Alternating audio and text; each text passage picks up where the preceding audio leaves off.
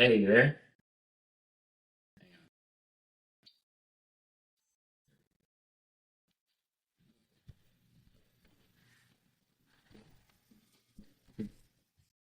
Hello, Hi. can you hear me? Yes, can Probably you hear can't. me? Hang on. Oh, I gotta plug this thing in real quick. Can you hear me? It's all tangled too.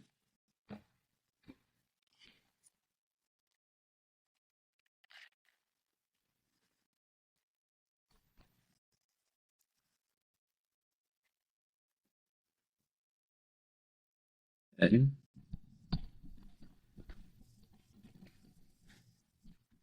can you hear me? yep. Great, I can hear you. I hate this thing. Those are some heavy duty headphones. Drives me insane. But like, our so one of the reasons I got like the full setup, and Aaron has it as well, is essentially like podcasts get promoted if they have better audio. Like they get pushed up, so it's like you have to have better audio. So, but yeah, I hate wearing stuff over my ears. Like it reminds me of swimming, and I hate it. That makes sense. A little PTSD. Yep, yep. How are you? Good. Busy, busy. Yeah, you're going a million miles an hour right now. Yeah, I am. I'm right now in our locker room because that's the only place that is peace and quiet right now. Nice, nice, awesome. Well, we have till 5 because I have a sales call at 5. So, um, Okay. we've been dealing with we've had a ton of people recently come in. So I'm giving you background before we actually like start. A ton of people recently have come in like after like they were always tired as an athlete, and then they continually have been like just exhausted and never recovered. Hmm. And so we've been talking a lot about like using exercise as recovery, but we want to talk about like the nutrition side of that as well. um, does that kind of make sense? Yeah, Cool, definitely. cool. All right, you wanna you wanna get rolling? Sure. Am I just gonna like just go off information, or are you gonna ask me questions? Well, I mean, I was gonna kind of talk a little bit, like give some background, and then just like let you kind of. We'll just talk about like in general how you feel like nutrition can help adrenal fatigue, um, and then I can ask you questions, or you can just go like whatever you're comfortable with. It doesn't have to be super formal or anything, you know. Okay. Sweet. Cool. All right. Let me check what episode number we're on. We're on episode 29. Getting up there. Wow. I know. I know. All right. Ready? Yep. Welcome to the Busy Fit Podcast, episode 29. Really excited to share with you today some information around adrenal fatigue and how it can be impacted by or improved through nutrition. We have our team dietitian, Alex Moses, on the podcast with us today. Welcome, Alex. Thanks for joining us. Thank you. I'm excited to talk about this. It's definitely a hot topic these days. It really is, and it's come up a lot recently as we realized like people were fatigued as an athlete, and they were always consistently broken down. Then they've graduated, they felt like they should be feeling better by now, and they've been out for like 2, 3, 4, 5 years, and they're still feeling the same way. And so they have that lingering adrenal fatigue. And so we're working through them, obviously, from that perspective, from helping them improve and get their energy levels back up, helping get their metabolism back to where it needs to be, and overall organ function just like acting like a normal human finally. And so curious to kind of get your take on not just how that impacts athletes, but also what are some of the nutritional things that can help support improving that adrenal fatigue over time. Yeah. Um, there's honestly a lot that can be done on the nutrition side, but I think first and foremost, you need to know like what does your adrenal function even mean? Like what do your adrenal glands do in your body? And most important on the nutrition side, it is a huge part of regulating your blood sugar. And this is where most people feel symptoms. Like you're talking about the low energy. A lot of people have sugar or salty cravings, problems with sleep, and all of those are connected to the blood sugar side. Some of the other functions are a little bit harder to detect just based on how you feel. It's a big part of your blood pressure and your immune system. And immune system is obviously a little bit harder to track because there's a lot of things that can impact your immune system. But I would say the biggest role on the nutrition side is that blood sugar regulation. And that's where a lot of people feel that low energy feeling. Yeah, that low energy feeling, I know I can relate to a lot. I didn't realize how broken down I was because like I was an athlete, went straight into coaching, just like constant grind for 9 years of never really taking a break, and then stopped coaching. And there was a period of like I was just more exhausted than I've ever been. I realized my body was like finally telling me like, okay, like we're out of fight or flight, like we can rest a little bit. And I thought after 2 or 3 months of just resting, I would be better, and I wasn't. And it ultimately ended up taking me like I guess we're about 2 years removed now, and I'm just now starting to feel normal again. And so obviously we want, our clients and anyone who's listening to not have to go through that 2 year process and, to start feeling better sooner. So what are some of the first things that you would suggest from a nutrition perspective or lifestyle perspective to help them start feeling better sooner? Yeah, honestly, a lot of the nutrition advice is going to sound very generalized because honestly, it is. There's a lot of research around a Mediterranean diet to help with low energy, and that's mostly for the fact that it's a lot of whole grains and fruits and vegetables, lean proteins, things that are going to stabilize that blood sugar that has been so out of whack. So a lot of the advice around how can I fix my cortisol levels, how can I fix my energy levels are going to be very simple of like, hey, you need to focus on these healthy foods. And that's going to help a lot on the symptom side of things. So when you feel that low energy, helping with feeling more stabilized, we're going to focus on healthy foods. But I think more so, it's not just can I eat more healthy foods or more nutritious foods? It's can I limit the foods that are feeding into this and not helping my adrenal glands do its job. So it's not just mixing in a salad occasionally and giving yourself a high five because you did this part of, okay, I'm eating more nutritious foods. It's also, can I limit the processed high fatty foods that are actually causing adrenal function to decrease? So a lot of it, again, is going to sound very generalized because honestly, it is when you're talking about blood sugar regulation. It really does simply come down to, can I have more foods that help sustain my blood sugar? And can I eat less foods that cause high fluctuation, putting me on a roller coaster? If you see a lot of like supplementation around like adrenal function or like adrenal support, honestly, a lot of them are going to look like a multivitamin. There's a lot of things that can help that adrenal function, and it's honestly a lot of the things that are recommended for a generalized healthy diet. But you will see some brands. I know Thorne has a great adrenal support supplement, and they honestly like their version is like so simple. It's like, duh, why didn't we do this in the first place? They actually just took part of an adrenal gland, the adrenal cortex, and put it into a supplement. So it's essentially like stem cells of an adrenal gland just to help with rebuilding that adrenal function. Yeah, it's interesting that so much of it comes down to blood sugar. because we talk about like all these advanced concepts and all the different ways that nutrition or exercise can affect chronic disease and all these different areas. But then you boil everything down, it comes down to like anti-inflammatory, like balancing your blood sugar, getting plenty of rest, like doing the things that seem pretty obvious.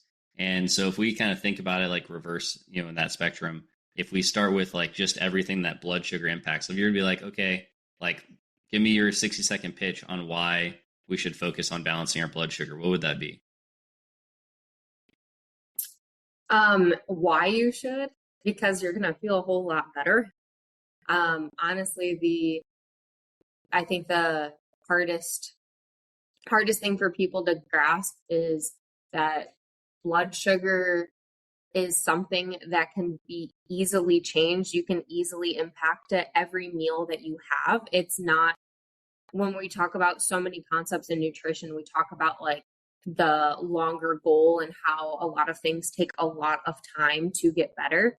But blood sugar is something that is constantly changing throughout your day. It's not like your weight. Like you can change your blood sugar today. You can make it more constant today. So I think that is a pitch in itself of like, this is something that you can do right now and start feeling better right now. Obviously, a lot of people who have the goal of like adrenal function might have some other like lingering health issues or health goals in mind. Those usually take a bit longer, but the blood sugar side is something that you can control right now, today. I love that. We talk all the time about like gatekeepers blocking you from having success, like whether it's like losing weight, athletic performance or whatever.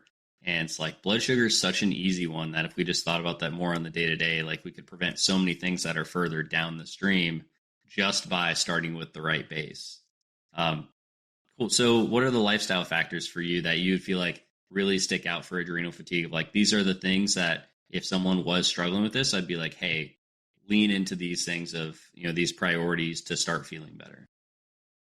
Yeah, I mean, I think most obvious is sleep. Sleep is going to help us in a lot of ways, but your blood sugar really is going into like a stabilization mode when you go to sleep. So if you can get good quality long night of sleep, that's going to help with your overall, 24-hour blood sugar in general.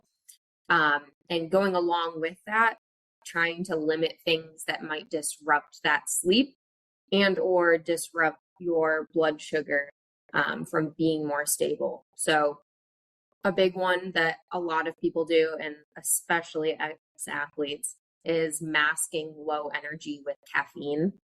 So focusing on limiting your caffeine, especially when you're trying to make these changes. So if you're doing the right things, you're eating the right things, but you're still downing energy drinks all day, it's going to be really hard to be able to hone into your body and understand where you're actually at energy wise.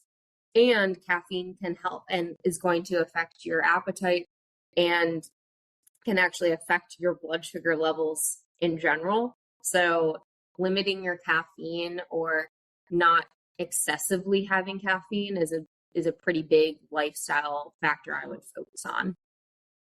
I was hoping you were going to bring that one up because it's way too common. And we actually have someone right now that is going through that where they were like, oh, but like I can still have my 3 or 4 cups of coffee a day. And I'm like, no, no, like you don't know what your body's going through if you're kind of like, I don't like this phrase, but if you're doped up on caffeine, it's like it's not, you don't even know how you actually feel, you know? Yeah.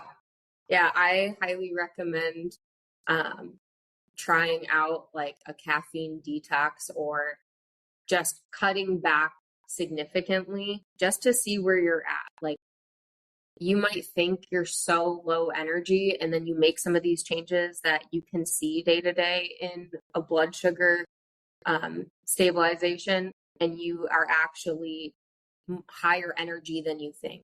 You might go from I need caffeine in the morning and then at 2 p.m. and then right before my workout after work to, oh, I actually didn't need it the entire day I was at work. I just want to use it as a performance enhancer for my workout. Yeah, yeah, absolutely. And that's such a better use of it too, just using it to push off that fatigue during a workout versus just like relying on it every day.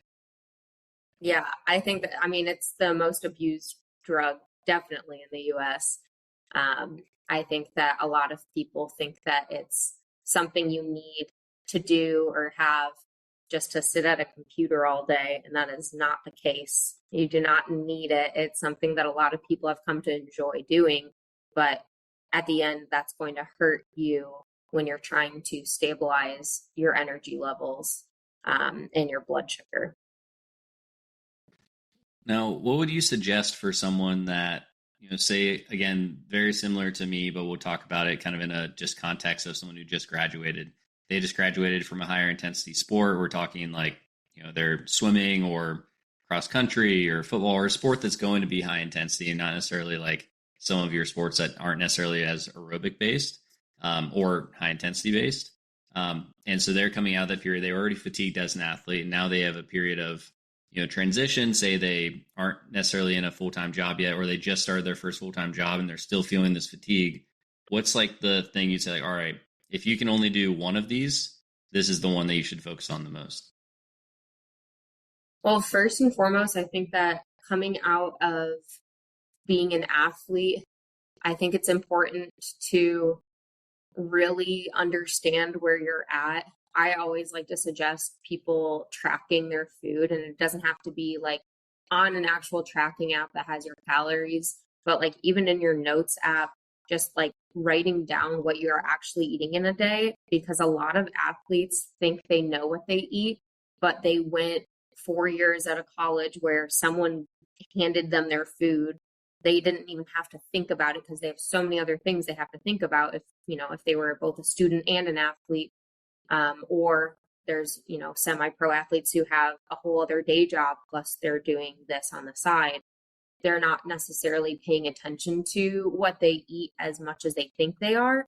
I know a lot of schools that have like a athlete's cafeteria, and, they don't have to think. They could be talking to a friend, just scooping food on their plate, and like they know that it's good for them, it's healthy, whatever. So, why do I need to worry about it? And they don't really understand, the amount of food that they're having in a day or the types of food that they're having in a day, especially when they leave that environment. So I think it's important to know where you're at.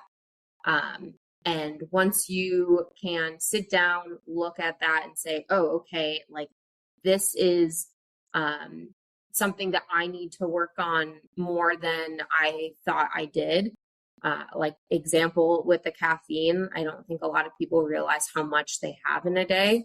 I think that being able to like visually see that's something that I need to work on is going to be helpful. But honestly, it's going to vary person to person. I would say the biggest ones as an athlete are getting in your protein. I think that that's something that becomes more difficult when you get away from the like athlete community. Again, for the convenience, like there's protein bars at your fueling station, there's smoothies pre-made for you, little things that you're like, oh, that can't be that big of a difference that I don't have that in my day every day anymore. But that's 30-40 grams of protein that was in your day, and you're like, oh, that's not something I just have like access to there. I have to consciously think I need to go and get more protein sources to have available in my own home now. So I'd say that and caffeine are going to be big ones to probably pay attention to as an athlete or ex-athlete. Absolutely. And it's funny that you think about all the resources that athletes have. Like they have the dining hall, they have, the dietitian, the strength coach, the athletic trainer, the head coach, the assistant coaches, the parent support, the alumni support. Like, they have all these committees and all this different stuff to support them. And then, like, so you would argue that they're like the most prepared people for life, but you could also argue the complete opposite. They're the least prepared because they've had everything handled for them or decisions made for them, not because of they weren't capable of making those decisions, but more so because they didn't have the bandwidth to make those decisions. And then like they finish their last competition and then they're just like thrown out into the world. And it's like, oh, I have to make all of these decisions for myself on top of going from having 30 to 40 hours of your week taken up from everything that it requires to be an athlete to all of this freedom. That's a massive transition and a ton of stuff you have to learn all in one go. Yeah, it's a lot. And again, people do not realize what they have handled for them on a day-to-day basis when they are in that environment.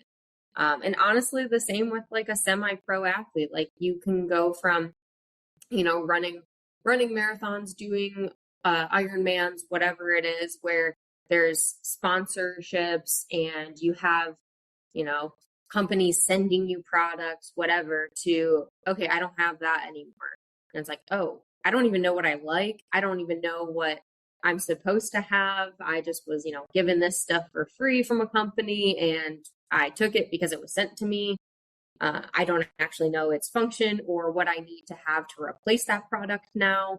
A lot of times you don't understand the college athlete. It's easy to think like obviously they have all those resources, but nowadays semi-pro athletes have almost just as much. It's just, in a more remote sense than in it all in one building. Absolutely. That's interesting. I hadn't thought about it as much about semi-pro athletes, but I think even more so now you're seeing more small leagues, like more post-grad leagues out there. So this is becoming a bigger and bigger thing for graduates of college to go in and be semi-pro for a while. And at least, I guess, and I don't know what your take is on this, it's like almost like a small transition instead of having everything all at once. Like they probably still have a coach or someone that they can talk to. But what do you think? Do you feel like that transition is like helps that process, or do you feel like that's just like continuation of making it even more difficult to transition? I think it depends on the amount of resources that are transferred and which of those resources it is. Like I think that going from having a coach, an athletic trainer, a strength coach, dietitian to, okay, now I have just a coach and their only focus is on the sport itself, but I lost all of these aspects or people that helped me on the health side. That's a pretty big change. A little bit better if you go somewhere that's like a sport specific coach plus a strength coach. But again, you're probably not getting the amount of resources that you got in college. Yeah. Yeah. I don't think most ex-athletes really recognize the amount of support that they have, when they're an athlete. It's just, you have the most support you're ever going to have in your life. Like, unless you're, probably making 20, $30 million a year, it's like you're not going to have someone cooking for you and providing all these meals and, someone telling you how to do everything. So it's, definitely, I think one of those things that's a really cool experience, but also can make that transition into regular life very difficult. Yeah. And it's not surprising that people get into these like, oh crap moments where they don't realize how low energy they are because their only job was to focus on being good at their sport and possibly getting through school if it's a college athlete.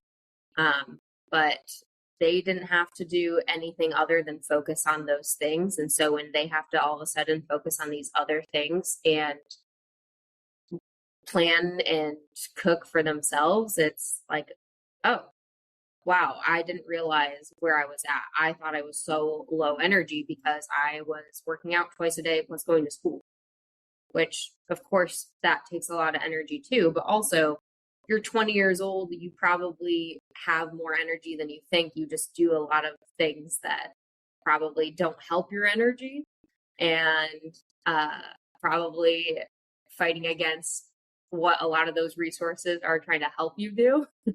So I think that this new thing around the adrenal fatigue, because I don't know if you knew this, it's actually not an official medical diagnosis. It's just a condition that's being recognized a lot more now. But I think that a big reason that that's becoming more and more of a thing is because of the fact that we're having more and more people retiring from sports and being vocal about it on social media. And everyone's kind of like, oh, everyone is starting to feel this way. It's not just me. Yeah, yeah. I did know that it wasn't like an actual like medical condition, but you're right. That's the really cool thing about it is just knowing that other people are going through that same exact thing and you don't have like it's not normal. It's not like you have to stay that way forever, which is pretty cool. So cool. That was a really good podcast. Yeah, it's fun. Yeah, we got to get you on more often. You're like one of the easiest ones to just like flow with, and you're also one of the smartest ones. That helps a lot too. So I know, yeah. I love doing them. My problem is trying to think of topics. Like trying to think of things myself that I would want to talk about. It's hard, but like when you came to me with, okay, this is what I want to talk about, I'm like, oh yeah, let's do that. That sounds great. Well, I'll bring ideas to you more often. So, and then we gotta have one with you and Aaron on at the same time because when you guys talk together, it's like just geniuses going back and forth. So that's the best. All right. Yeah, we've only done one together, I think. And it was a great podcast. It had like 70 listens within the first like day, which is the most we ever had. So clearly it works. Yeah, tell me what you want to talk about, and I'm on it. All right, sounds like a plan. Well, thank you. I got to run. I'm going to send you a message about the consult stuff, Okay. and then we will talk soon. Okay. Sweet. Sounds great. Thanks, Alex. Good talking with you. See ya. Bye. Bye.